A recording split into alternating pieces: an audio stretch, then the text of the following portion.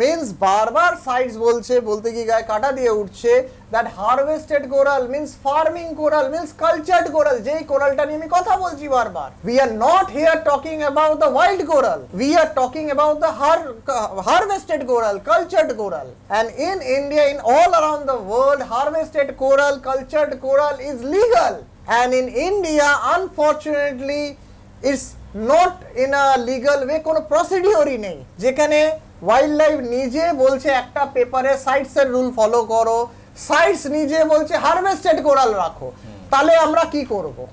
তাহলে আমাদেরকে এই পেপারটা লাইসেন্সিংটা কে দেবে? কাইন্ডলি জানাবেন আমাকে। Please provide list of species of corals and other invertebrates, Indian and imported both, which can be kept or traded for our reef aquarium legally in India. তার আনসারে wild life দিচ্ছে information sought is not available with us, ইনফরমেশনটা তাদের কাছেই নেই। However information may be sought from central marine fishery research institute CMFRI Kochi. তারা answer দিচ্ছে CMFRI কোচিকে জিজ্ঞেস করো, এই ইনফরমেশনটা আমাদের কাছে নেই লিগাল ইন ইন্ডিয়া। যখন আমি লিগাল জিজ্ঞেস করছি তখন বলছে legal procedure and trade in this subject to provision of sites. বারবার করে এরা লিখে দিচ্ছে লিগাল প্রসিডিওর, সাইটসের রুল মেনে তুমি মেনে রাখে নাও।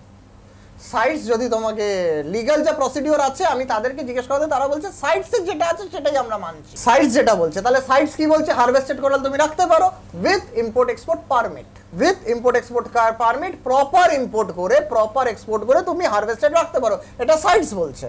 ওয়াইল্ড লাইফ কি বলছে? তুমি সাইটসের রুল মানো।